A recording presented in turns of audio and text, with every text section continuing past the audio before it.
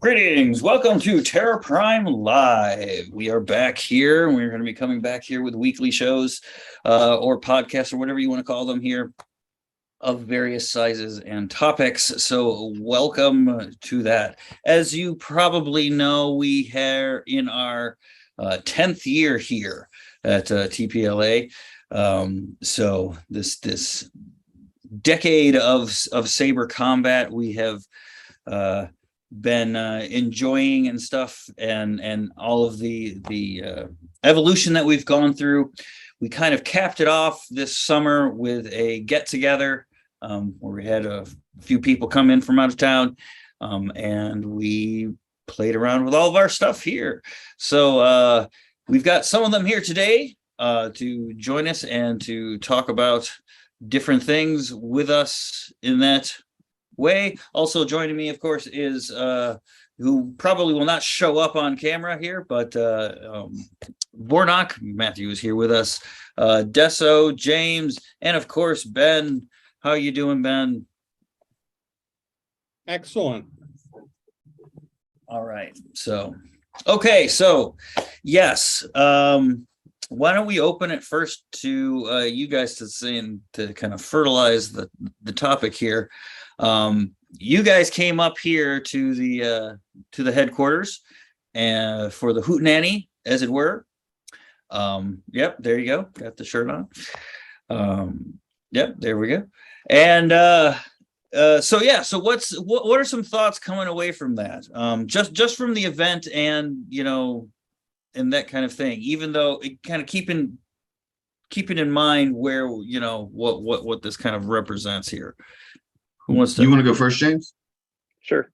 Okay. So for me, being a lunar in exile, I think it was really great to get together with people to actually get some, FaceTime, get to see the people that we've actually been talking to for, a couple of years now. So I thought that was great to really kind of see everybody, meet everybody, get some one-on-one kind of training and practice together. And then just the ability to crunch so much into a 3-day weekend.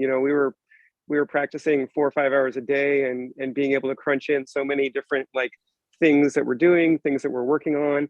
We did a lot of work on ASL, which I thought was really great because it's a rule set I've never really worked with before. And so it was really good to get a lot of practice in to kind of figure it out and really feel what it feels like, see what it looks like. And I think it makes a lot more sense to me now that I've had a chance to do that.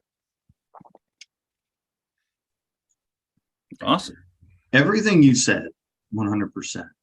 Secondarily, when we came up, I was expecting, I don't know specifically what I was expecting, but I was expecting to learn maybe some more terms, maybe some more this, and just a little bit of smattering.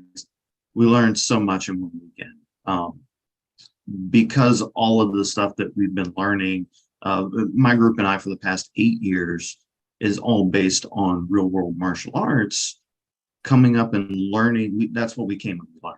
We just kind of took martial arts classes for the weekend and went from there with it, and then basically said, okay, now put your lightsaber in your hand and go.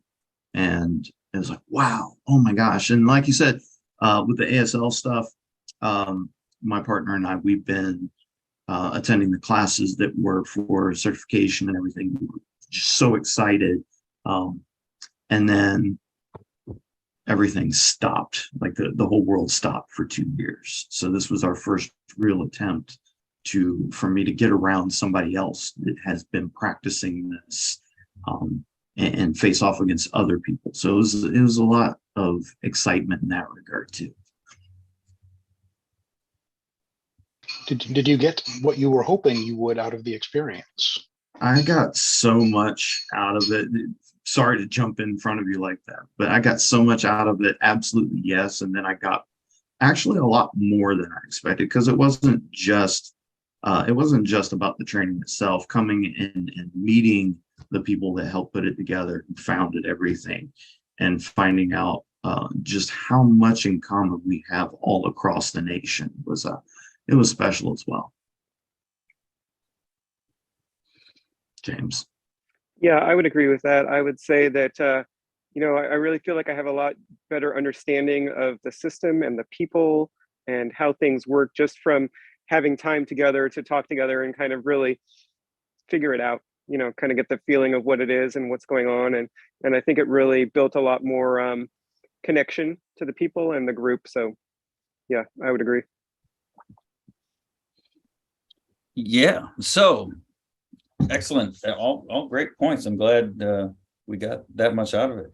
Now, the interesting thing about it is, if for those of you that I haven't put any of the video stuff together, as they mentioned, this past 2 years has been very, very crazy, as I think it has been for everybody. So there's been a lot of recombobulating and such. But when we get together, we tend to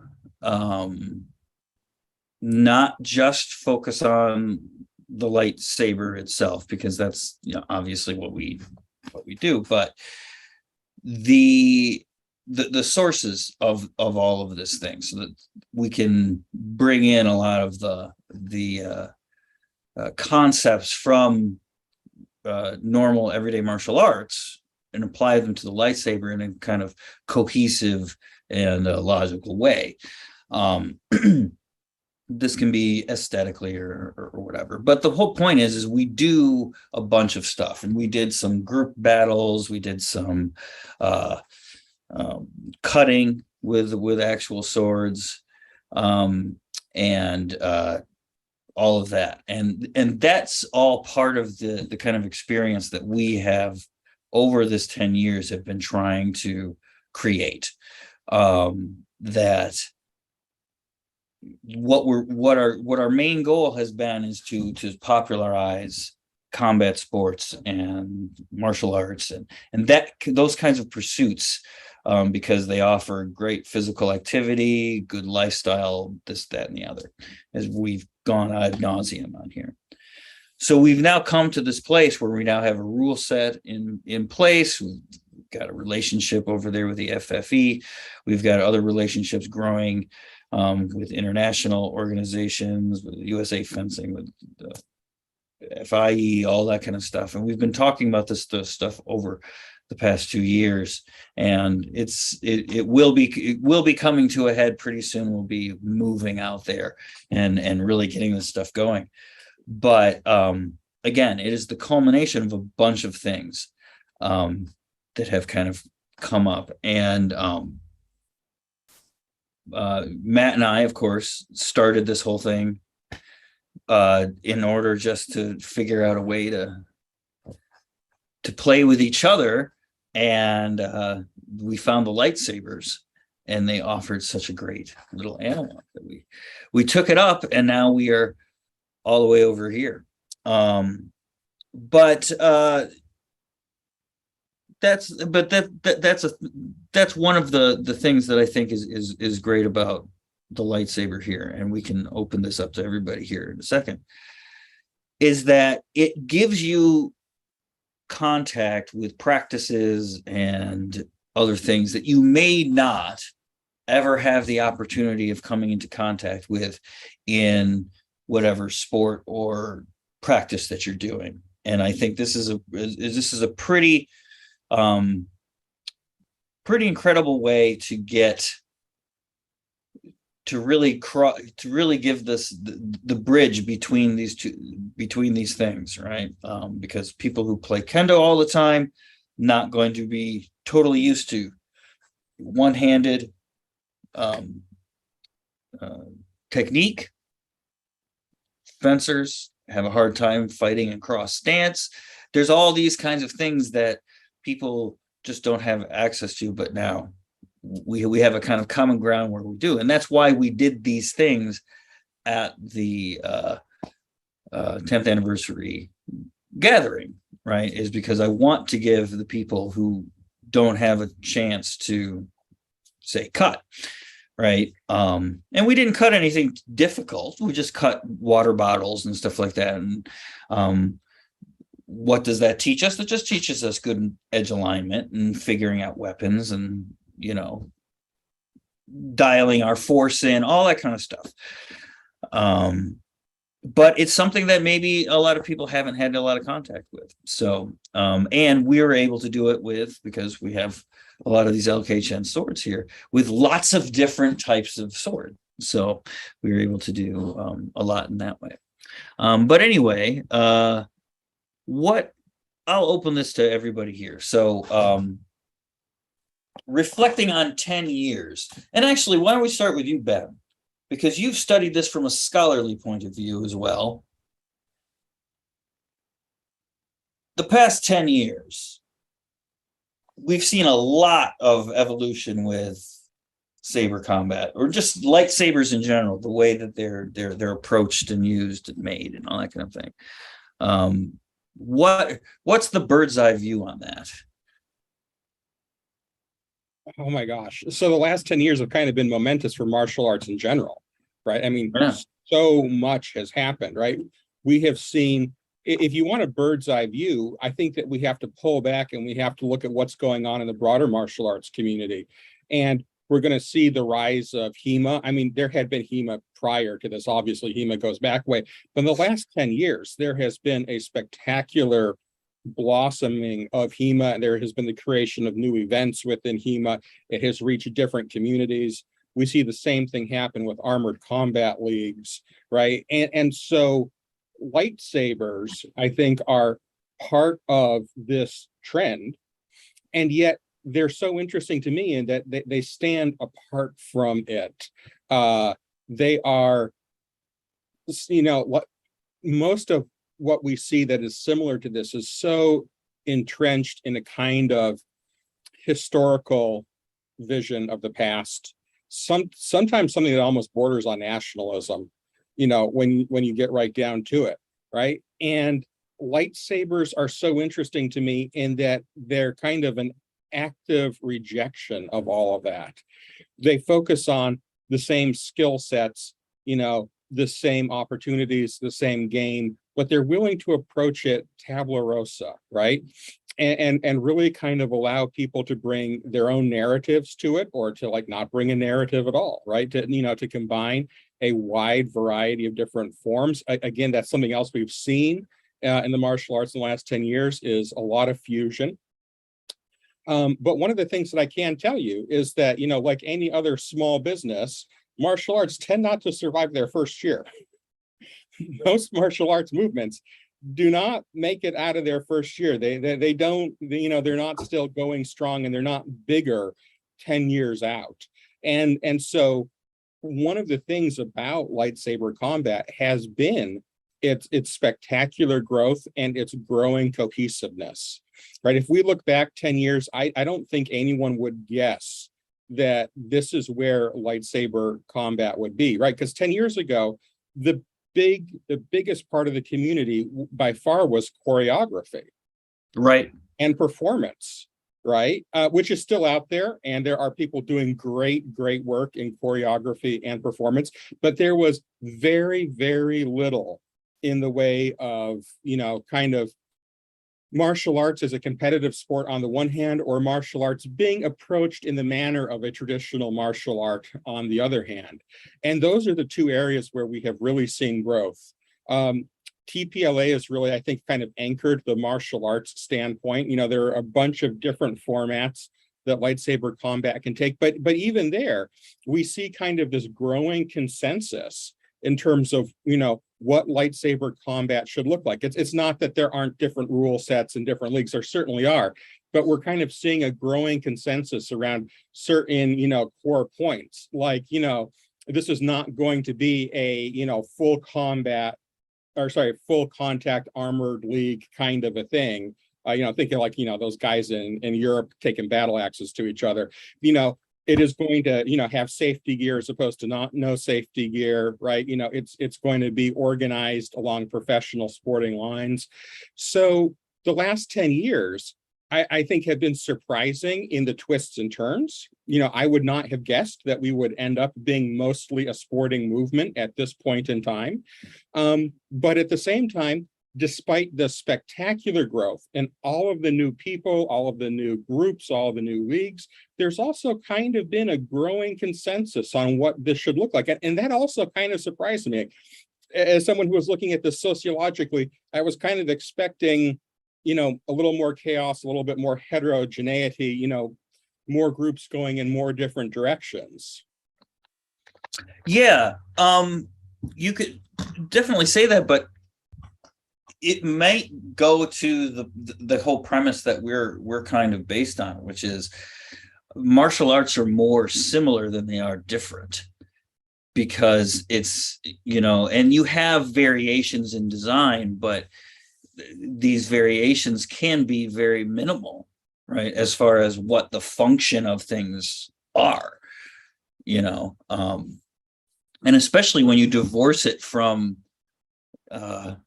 military or self-defense, as far as all of this stuff, even regular martial arts have been divorced from the stuff in the past.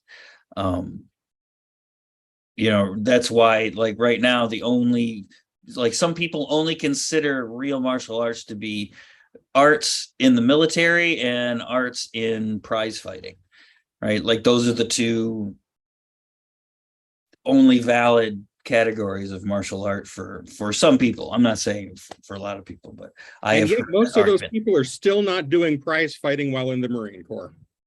It is right. Yeah, it is remarkable. I'll tell you something else that's really interesting that I have noted, not so much in the last 10 years, but let's say in the last 2 years, right? So more recently. And I think it might also explain a little bit of the convergence that we're seeing, where, again, we have, several different leagues with different rule sets and different approaches, but they're all kind of ending up more in the same quadrant than I thought that they were going to. I think ultimately, this is a game that's fun, which is kind of an odd thing to say about martial arts. People do martial arts because they're fun. Nobody wants to admit that.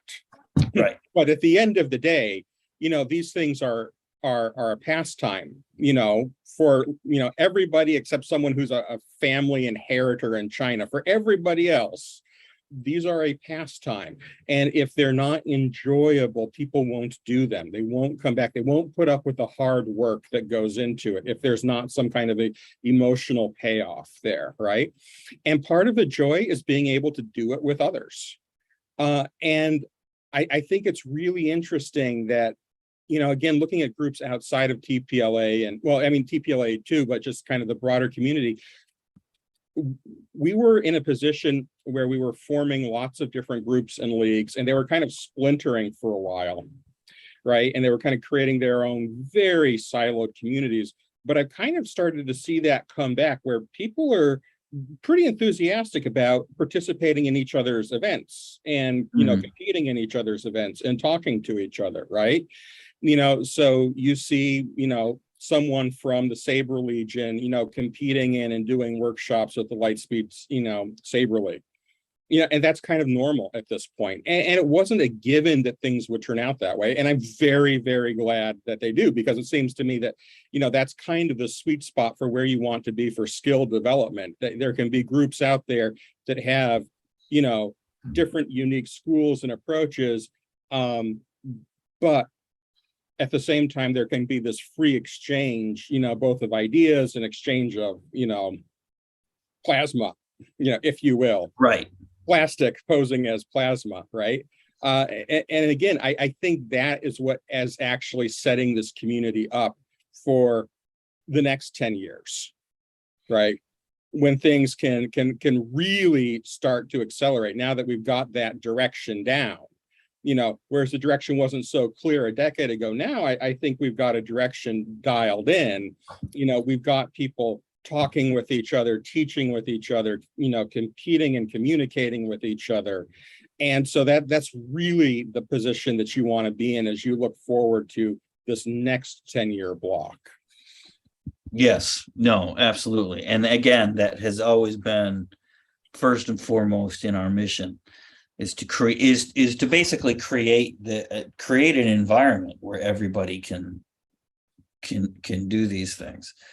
And again, like I said, it's from that belief that we had, that so much of this stuff is so similar to each other, that there's no reason that you can't look at other ways of doing things and just and be able to take something useful for yourself from the experience. It's just in martial arts and weaponry and all that kind of thing, and especially when you then boil everything down to a lightsaber, now it gets there. And I think people have a hard time sometimes with, right, okay, so it's a lightsaber, it's one thing, but it's actually like every sword, like any sword that you could possibly think of, you're holding in your hand at the same time. So having a variety of stuff, we had I had many students who've come in to learn the rule set and stuff, and they've had a couple of some stage combat in the past, or lessons in fences, something like that, some other little bit of thing, but it takes them, they just don't have the variety of stuff that this amount of freedom allows, right? Like, oh, I can pretty much do anything. So when people say that, oh yeah, you can do anything, right? It's like, well, you can do the things that and the things that will come to you in the moment, right? But and that's why we have brought in so many people from so many different areas, right? Our system should be compatible with pretty much anything out there.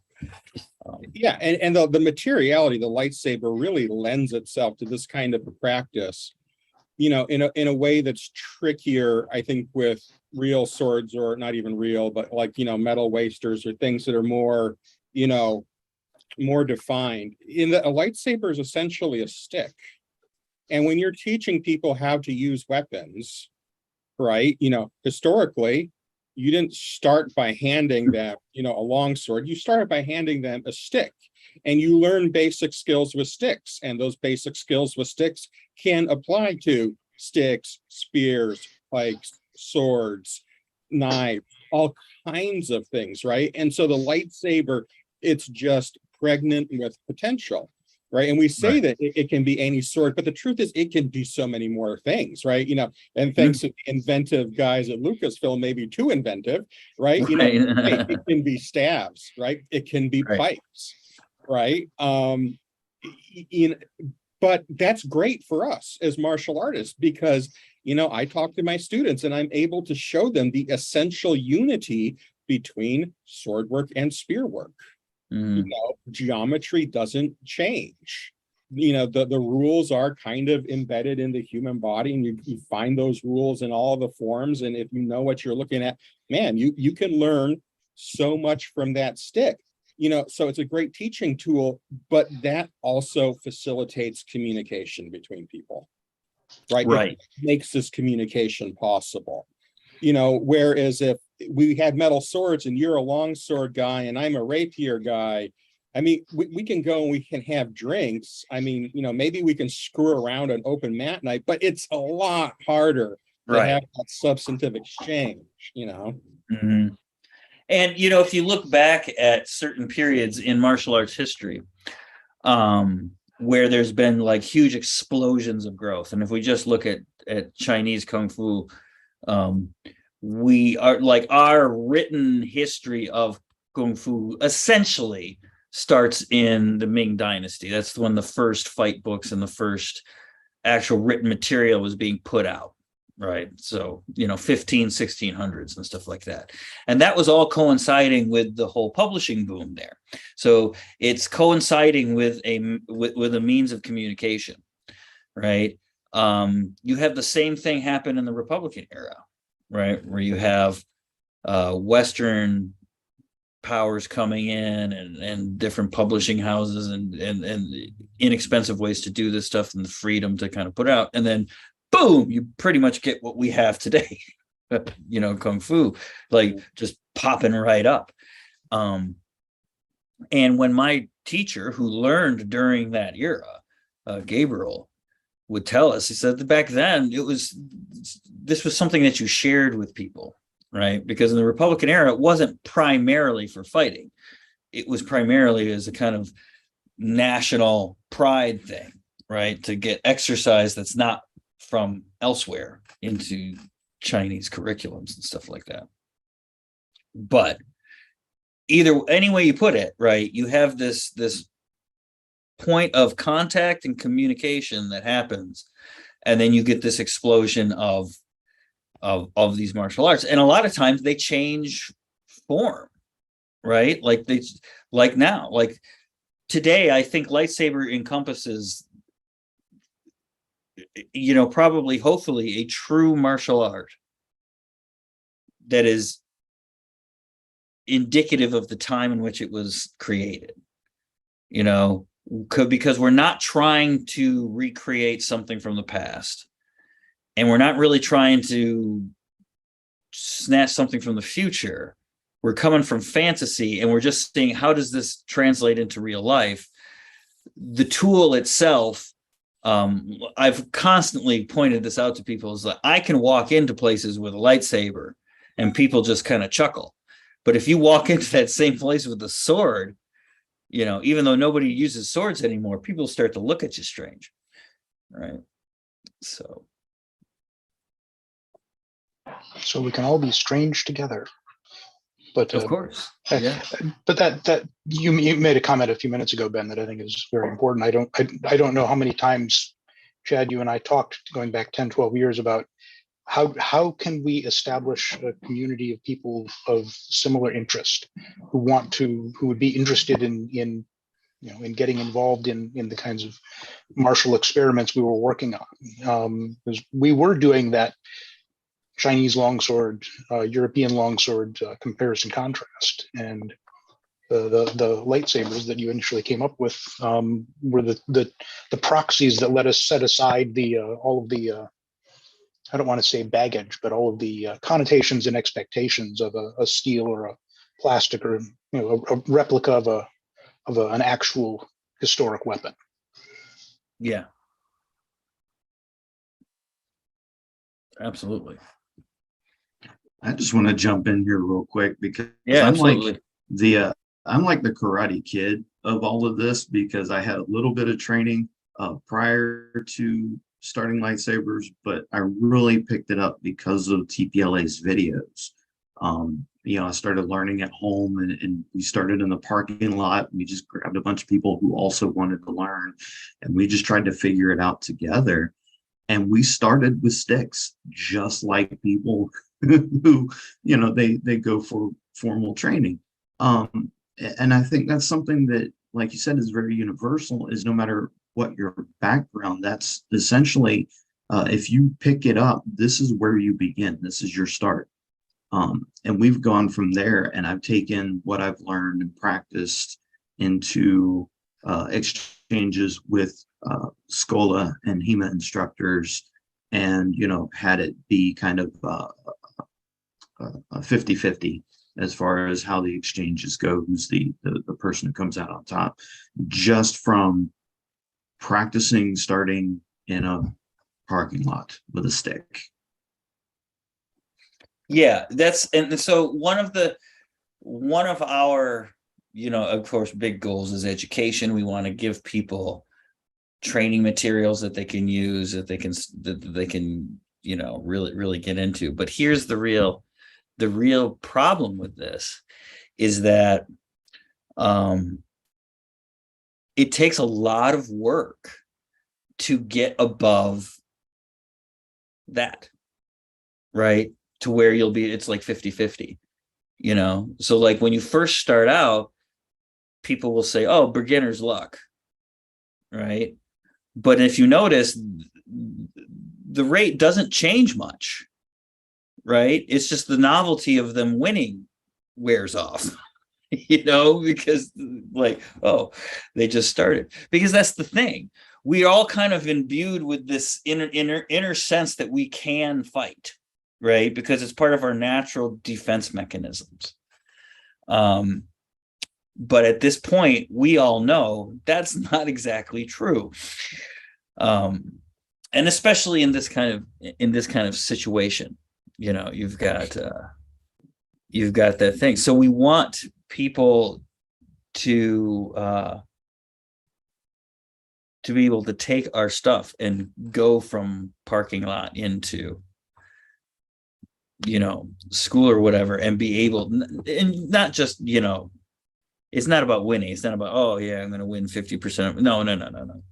But to have somebody look at you and go, oh, okay, yeah, you train this stuff, right? Not, oh, you're just somebody who's fooling around their garage, right?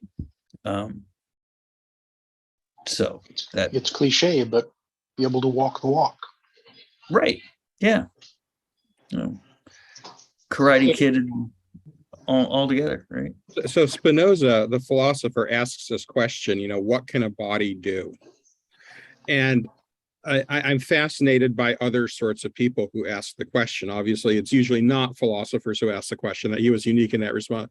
But athletes ask this question, artists, dancers ask this question, right? Martial artists are always asking this question: what can a body do? If we had Jedi, they would be very interested in this question, right? It would be part of their, devotion.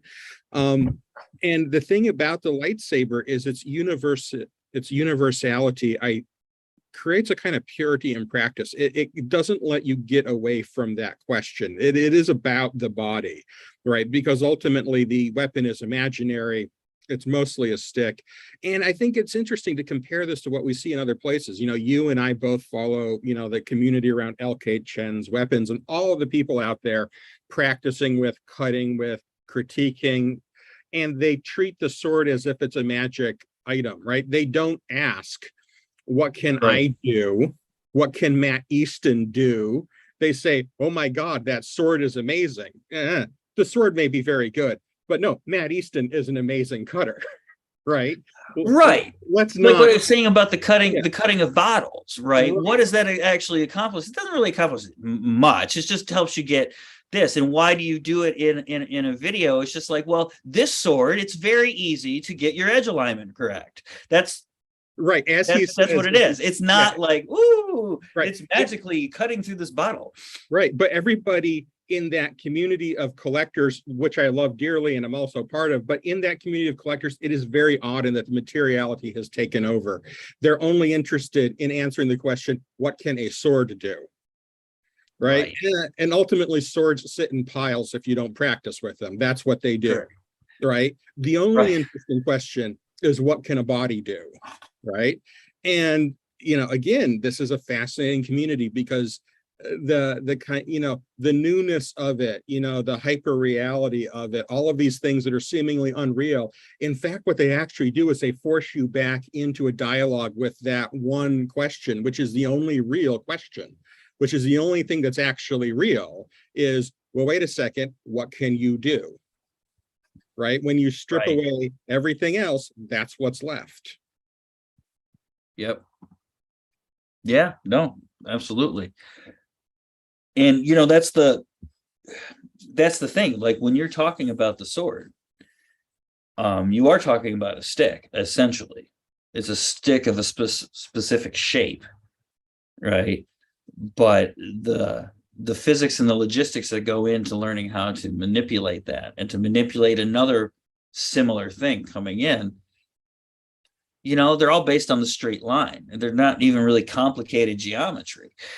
Right, you're talking about two intersecting lines, and what you can do out of that. Now, of course, yes, with swords or whatever, you have edge alignment, and then all that kind of thing. But again, when you are in the moment, you're not thinking about any of that stuff. You're just doing the things that you're doing to accomplish the goals that you're accomplishing. But yeah, and I think that also goes to the point where I was saying that this is like a martial art for this age, right? It's something that really focuses on or draws from a cultural experience that's unique to us, Star Wars, right? So you have, whereas before it'd be based on a religion or some sort of practice or whatever, or be somehow mixed in with that or whatever. This is our cultural heritage, as it were. I know it sounds weird to call it a heritage, but yeah, it is.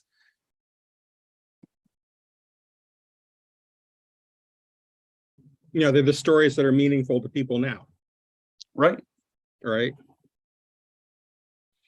Yeah. Absolutely. Yeah. And if people don't think that's culture or whatever, okay, whatever you say. But you never get away from it. You go back in history, you know who loved stories about King Arthur? Nobility in the 16th century. Right. You know, it's like their vision of themselves is built in large parts out of stories they tell about the past. You know, right. We're kind of fun because we tell stories about the long ago in a galaxy far, far away. Right. So long ago, it's kind of the future, but it's not fundamentally different from what people have always done. Which is you take inspiration from these cultural types and stories. Yeah. Yep. Yeah. People like with things like Shakespeare too. People. This is sort of a different thing, but it sort of connects here, is that people don't realize that Shakespeare of his day was talking about, like, yes, I know these things are set in different periods and stuff like that, but they are, I mean, the biggest criticism that he got from critics of his time was that he was too crass. I mean, he was the Baz Luhrmann of English plays back then. Like, oh, what is he doing to this story? Oh, whatever. That element has never been apart from our species. I don't think. The nerd rage fan. Francis Bacon was one. Spinoza and Francis Bacon, both in one episode. Where are you going to get such heady material? Where are you going to get such high-minded discussion about lightsabers?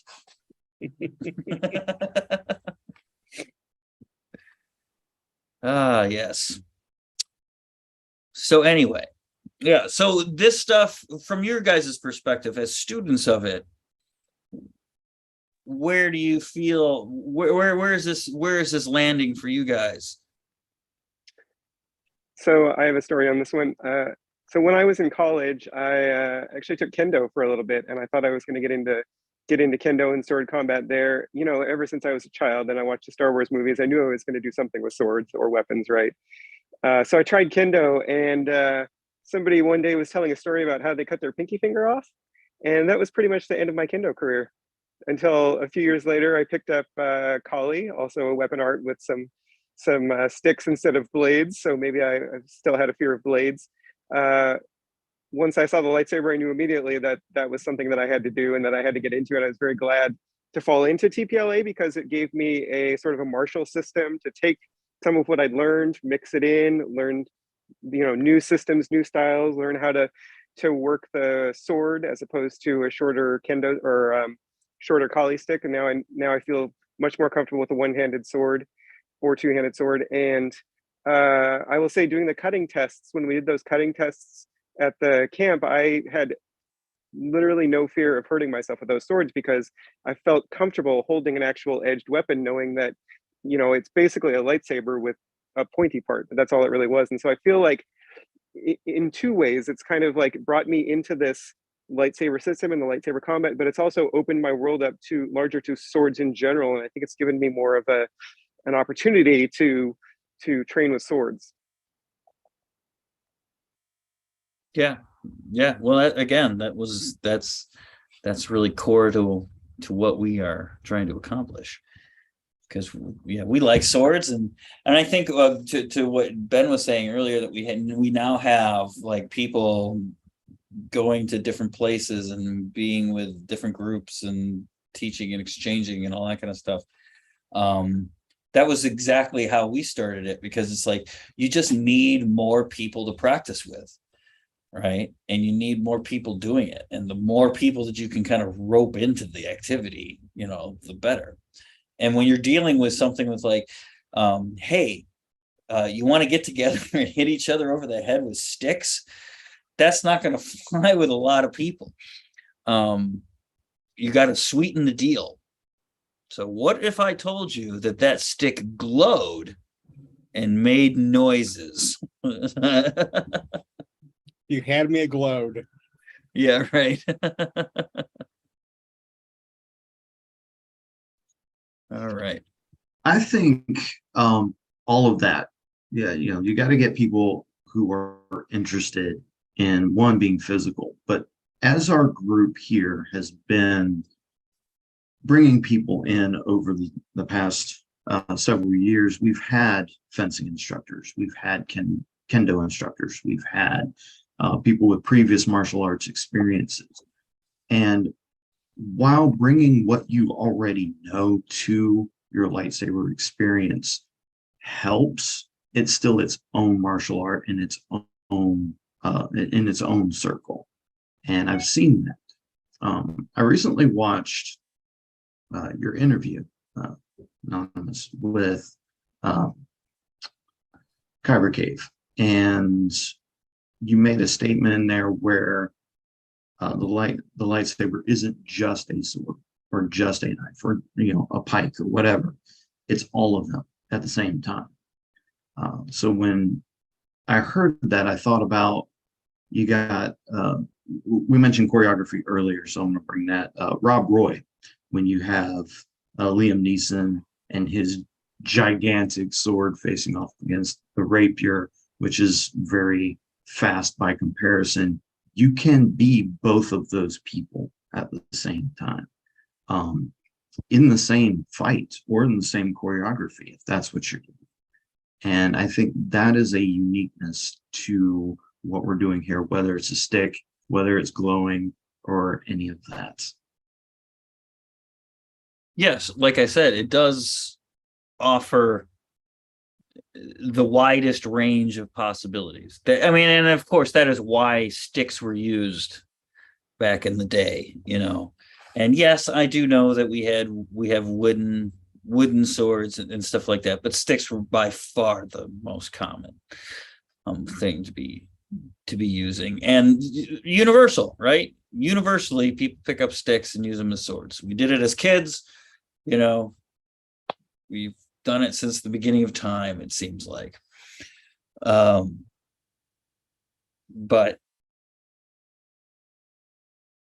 yeah, the it's hard to communicate exactly what we mean by, or what I mean by, it's all of these weapons at the same time.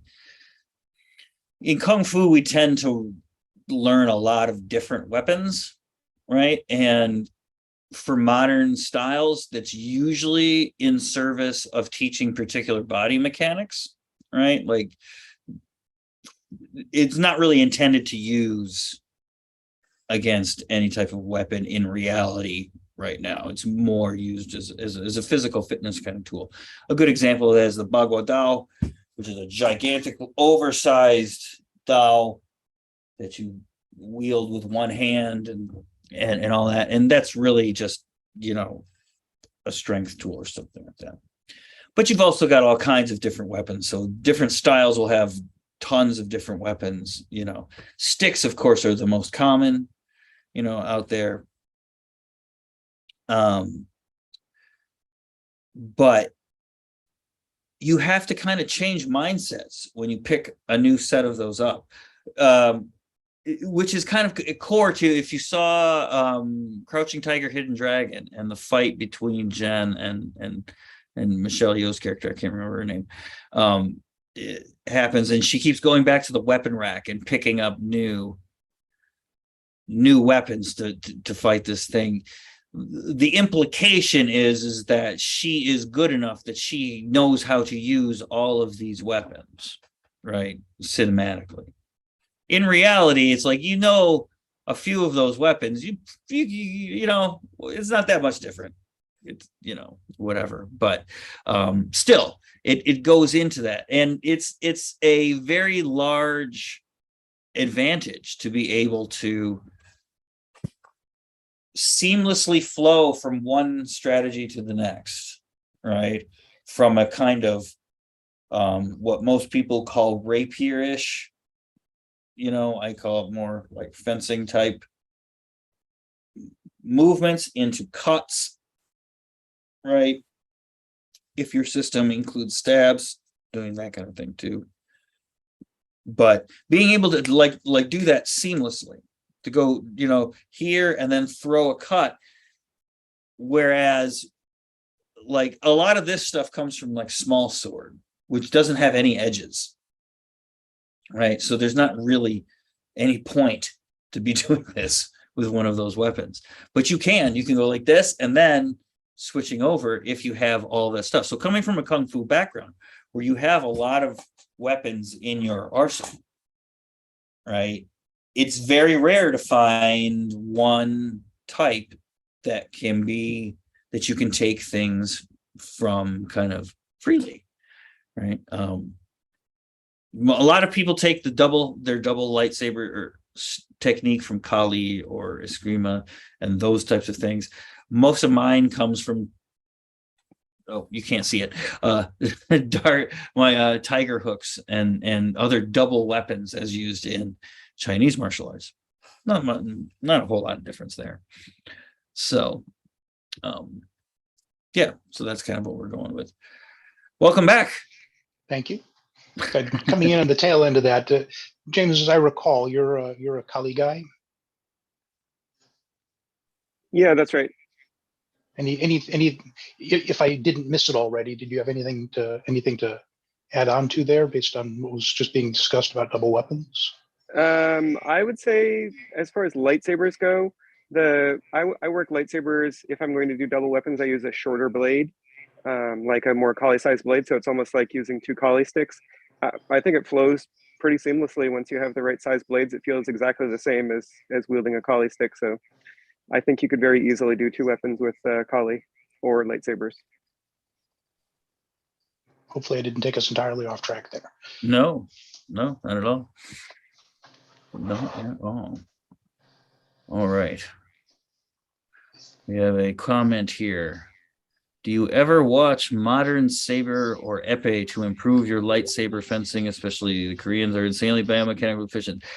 So do we watch fencing and stuff to improve lightsaber or sword technique? I will watch certain stuff. I watch It's lots usually of not fencing because I'm not a fencer and it honestly moves too fast for me to glean anything of useful import. From I can marvel at the athleticism, but that's about it for me. In that sense. So I will gravitate towards other sports, kendo and HEMA and that kind of thing. How about you guys? I watch lots of him. Lots of HEMA stuff. There are saber foil epee fencers at the local club that I also fence at, and so I don't watch them with the intent of letting it have an impact on any of the lightsaber training, but I will fence with them, although usually with other weapons, which are more in line with what we're doing here in TPLA. Pretty much, if there's a swinging weapon on my screen, my eyes are glued to it. So it's good for me. Yeah, I find the ones I'm most drawn to are HEMA or those armored combats, the like full armor suit. Yeah. Most of the time I like watching technique videos for that, like people's tutorials on this, that, and the other. But there are some people, Martin Fabian, he has a really good rapier series. I think it's Martin Fabian, one of the Czech guys. I'll check it. I'll figure it out. But yeah, there was a series of really nice rapier stuff. I take a lot of that stuff. Most of my actual inspiration obviously comes from my other things.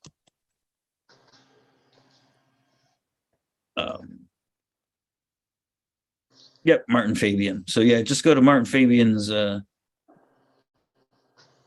YouTube, and he's got a whole series of learning rapier. I think he goes guard by guard and everything like that. So that's a really that's the kind of stuff that's really useful. Hopefully, we try to put up stuff that's useful like that, right? We're putting up examples of fights and stuff like that because that's exciting, and people like that stuff right now. But yeah, but watching things is very, very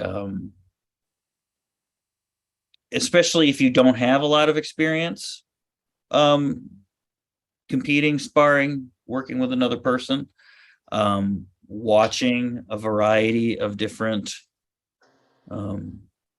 examples of matches and encounters and stuff like that is always very good. So you can see it won't be a total surprise for you on the day, which can be a problem.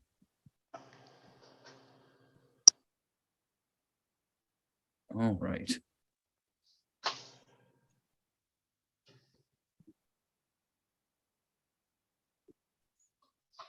Yes. He considers skill level in HEMA is rather low, except for at the very top. But as I was saying, I don't necessarily think that's necessarily true of HEMA. I think it's true of every sport that there is a large area of people who are just kind of varying degrees of mediocre, and then you have the standouts right up at the top of the cream. I think that's true for almost any athletic endeavor, to tell you the truth, but that's just me.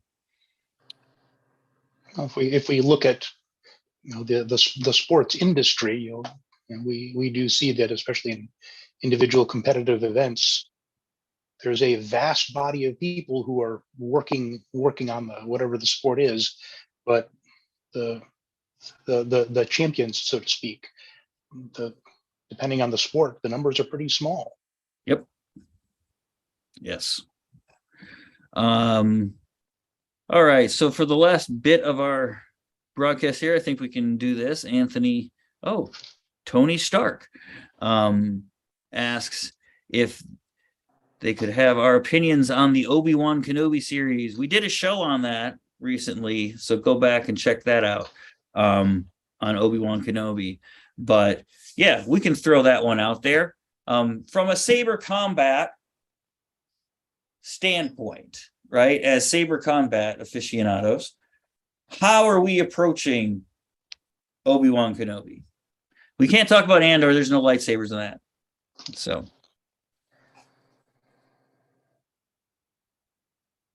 what do we think of that? What do we think of the various lightsaber things? Did it add to it? Did it change something that we don't like, or what happened? What are the people's opinions before I start jabbering on it? I liked the choreography because it accomplished what choreography is supposed to do, and that is tell a story or a succession of stories through violence. And I thought that particular series was very effective at using the different conflicts throughout the series to contribute to that particular story.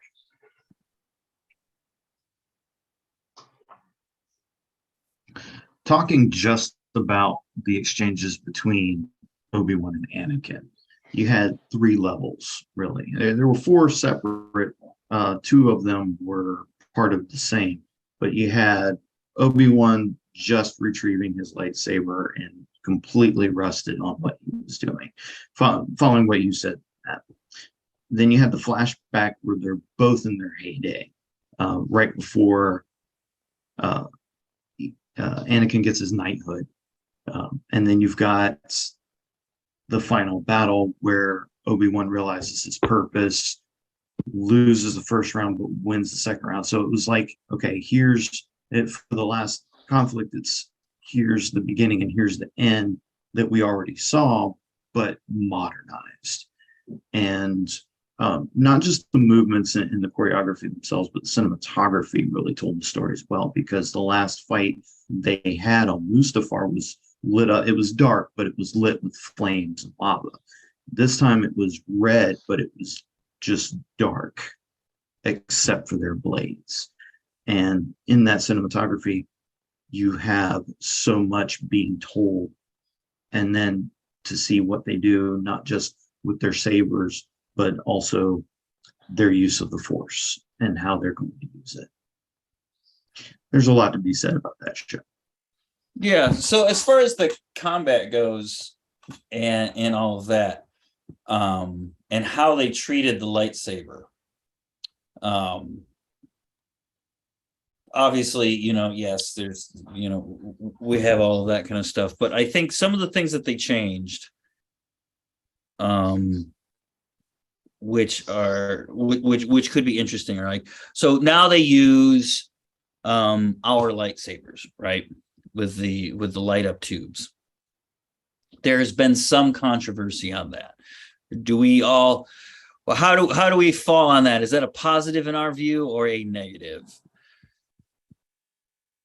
Because I've always thought it was this is a positive for me, because they started using them in Force Awakens so that they can throw that stuff, right? So you're talking about lighting and stuff. I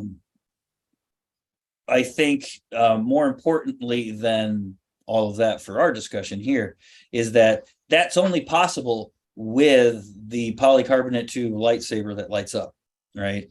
Otherwise, you have to have a guy on set standing below the actors, shining a light up in one guy's face, trying not to get any shadows on him. So I think that's one thing that made the lightsaber battles in that one, for me, a little bit more realistic and accessible for me. Were they accessible to everybody? It did not hurt my feelings, and that is the thing that I learned today, was they actually used the polycarbonate blades. Knowing that, I think that kind of gives a little bit more gravitas to what we do, using the polycarbonate blades for our fights and for our competitions and choreography. Yeah, it's definitely how the fans have influenced the material, how it's kind of backtracked on that, because it's definitely after that that they started doing it. You can see it very clearly also in the making of season 2 of The Mandalorian, when they have Ahsoka's lightsaber sitting out on the table, and you can see them sitting there just like ours. Thanks for adding to the list of things I need to watch. So that's the thing. We make a lot of things about choreography. Like, I talk a lot about choreography here. What do we generally think of the choreography of the Obi-Wan series? So I feel like they put a lot of emotion into the choreography. You could really feel like the characters' emotions going into the fights, and like how they kind of really used the way that they were fighting together to kind of express what the characters were feeling a bit more. Yeah.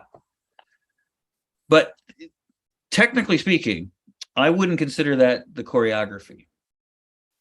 Right. That's more like the staging.